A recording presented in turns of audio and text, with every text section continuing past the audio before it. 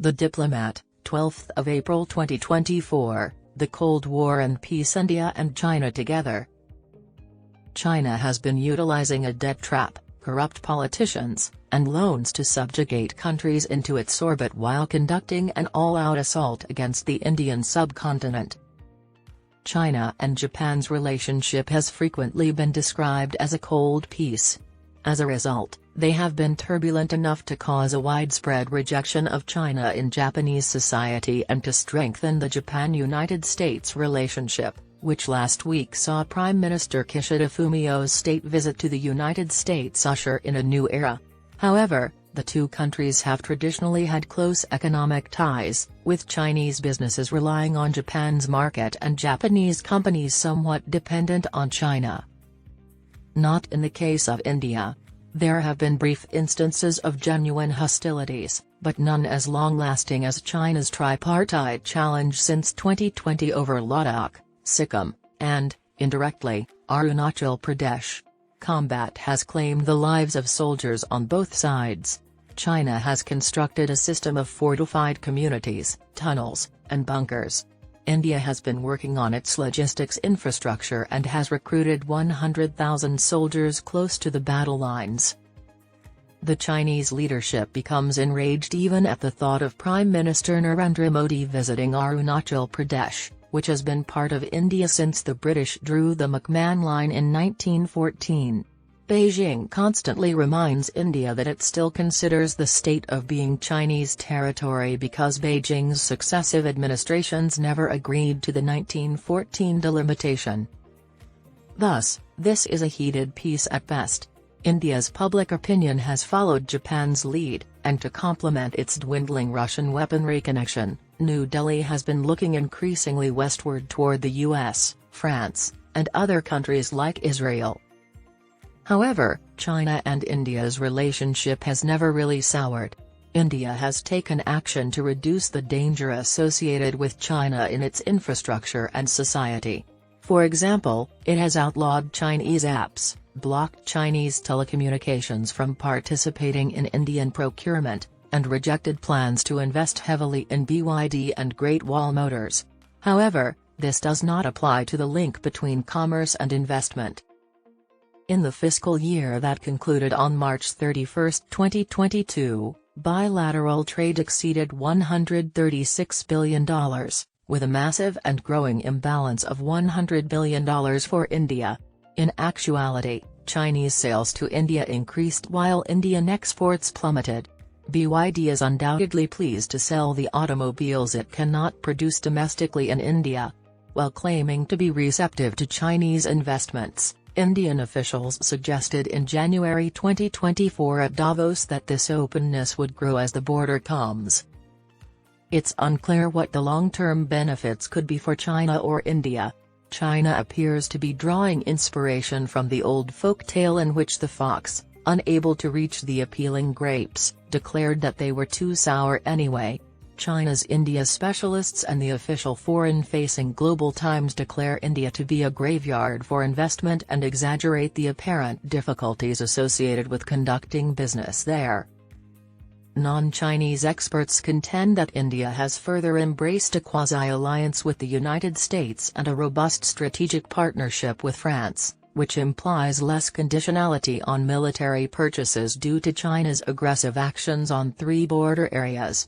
However, China under Xi Jinping has brought this outcome across Asia. China doesn't appear to be paying much attention to events like the Quad, AUKUS, growing Japanese military spending, or European aspirations for the Indo-Pacific that exclude China. China under Xi appears to place more weight on the gradual eroding of democratic will than on the current balance of power. The new 7.2% rise in China's defense spending is noteworthy. This year is a record year for Chinese military procurement, even if the real economy is undoubtedly growing at less than 5% with modest price deflation. With its 450 ships, more fabulous presence across the Indian Ocean, and sizable base in Djibouti, China is gaining a strategic edge over all other nations except the U.S. Navy, which it may soon be able to equal. India may be in even greater danger due to the border scenario for several reasons. First, China's erosion tactics, fake withdrawals followed by consolidation, have left behind hard-to-remove facts on the ground. Second, one may argue that China has even more room to advance for a few years following March 2020. More egregious than the disparity in strength between their navies is the power differential between the ground forces of China and India. India's troops may have been routed even more due to its extensive and inadequate logistics network. Such a humiliation would have been disastrous for a government that relies on popular votes, and there would have been a ready opposition. Xi Jinping, a methodical player who weighs his risks, did not overuse his advantage. India is making gradual but steady progress in lessening its vulnerability outside the border. Whether manufactured in India or purchased from the West, this is the fundamental justification for its weaponry push. Modi has also had to account for the ongoing, albeit diminishing, reliance on Russian arms and ammunition. The factors above have shaped India's diplomatic approach and stance towards China's difficulties while acknowledging India's long-standing neutrality. Subramaniam Jaishankar, the Foreign Minister of India, articulated his concept of multi-alignment cleverly. It represents a desire to combine the advantages of Western backing with an openness to other allies, including China and Russia, should the need for negotiations emerge. This commonality between the two nations has eased relations with France, which is equally focused on strategic autonomy and aims to be a power for equilibrium. Additionally, multi-alignment keeps India's opportunities to influence the so-called Global South intact. Many nations, like India, tend to see the Russian-led war in Ukraine as a conflict among Europeans. On the other hand, few countries are willing to support India over China in a dispute over the Himalayas. India hardly ever asks for direct diplomatic help regarding the border dispute. It wants to maintain its flexibility at all costs and instead rely on solid agreements with reliable partners. However, India has distanced itself from outspoken allies like South Africa on essential matters like Gaza and the Red Sea and significantly helped to restore freedom of navigation. Most recently, it has reportedly reduced its purchases of Russian oil and refused to convert to renminbi payments.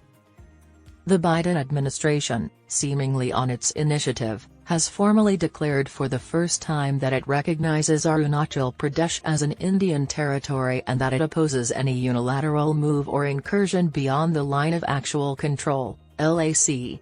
This move signifies the administration's intensifying bid with Asian allies to collectively contain China's aggressive attitude.